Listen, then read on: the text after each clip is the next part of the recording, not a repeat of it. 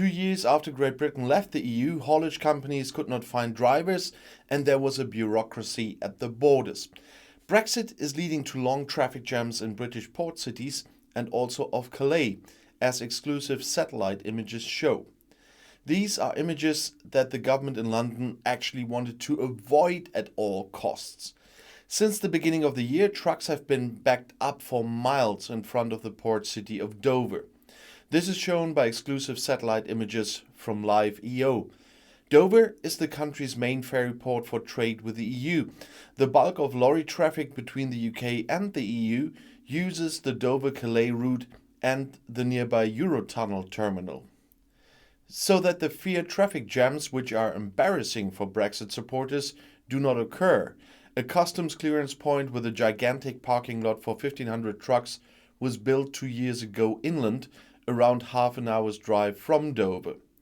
What's more, in order for trucks to be allowed to enter the southeastern county of Kent at all, the hauliers had to apply online for an access authorization called Kent Access Permit and upload all the necessary papers.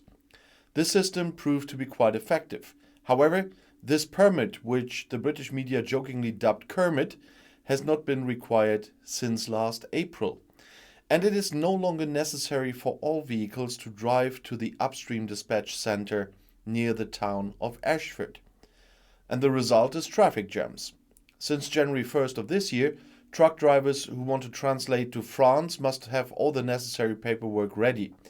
Previously, UK hauliers could submit the often complex and certainly tedious paperwork to customs up to 60 days after a crossing.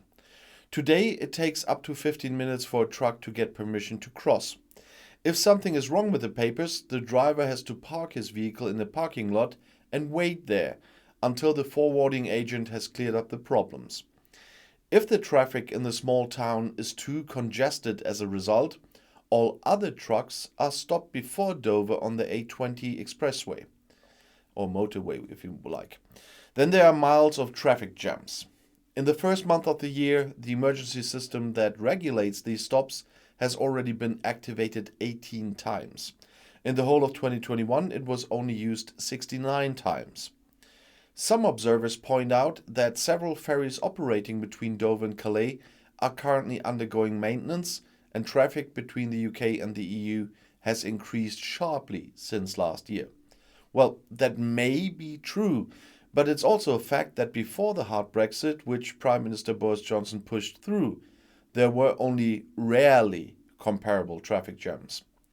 Trade between Great Britain and the EU is currently regulated by a free trade agreement. However, because the country has left both the European single market and the customs union, every transport of goods across the border is now associated with a great deal of bureaucracy. On the other side of the channel in Calais, things seem to be going better overall. The French customs authorities started preparing for a chaotic Brexit scenario years ago. In order to strengthen the capacities at the border, they increased the number of their offices. But here too, drivers keep getting stuck on the way to Great Britain and have to wait for their papers, which is why there are sometimes backlogs there too, but not that much. Despite the images of the miles of traffic jams, the volume of trade between the UK and the EU has declined. German exports within the EU increased by 17% in the first 11 months of 2021 compared to the same period last year. Exports to the USA even rose by 18%. And to Great Britain, since the trading volume fell by 2%. Many exporters on both sides of the English Channel seem to have decided that they are better off shifting their trade to other countries in the face of the looming paperwork at the border. Numerous British companies, which have often exported parts to the EU for years, complain that they have lost customers on the European mainland since the EU referendum in 2016.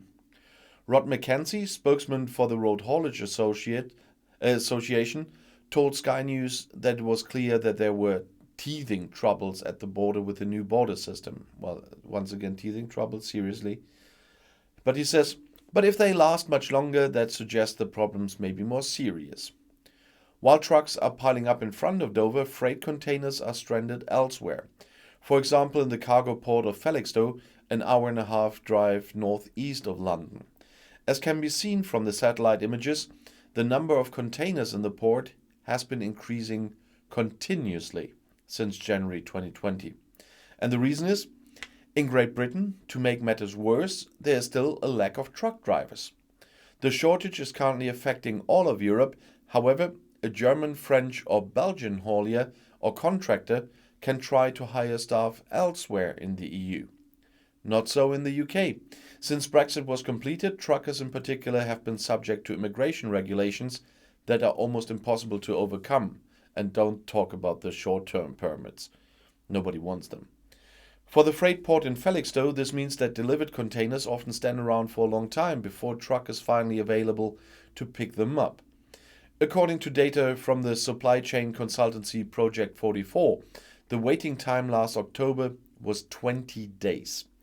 This made Felixstowe the third most congested cargo port in the world after the US ports of Los Angeles and Savannah.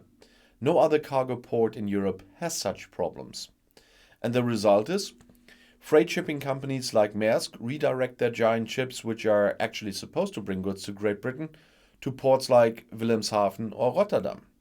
They want to prevent the ship from lying off Felixstowe for weeks, not being unloaded and only costing money. The ship owners then send the freight destined for Felixstowe to the kingdom from Wilhelmshaven, for example, in smaller ships, and that too is an expensive undertaking. According to Project 44, the problem is mainly due to a shortage of lorry drivers across the UK.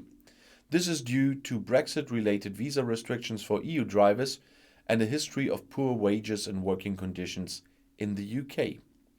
Hopes that the situation at the borders will improve this year should not be too high, because this summer Britain will have to start having to check meat products and live animals from the EU.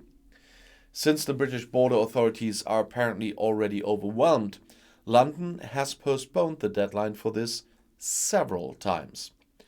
British importers and food manufacturers fear additional costs in the hundreds of millions. Some products could become scarce it was, or disappear from UK shelves altogether. And now tell me again, Brexit would have no negative consequences and would be a major benefit for the UK. I'll see you in my next video. Bis gleich.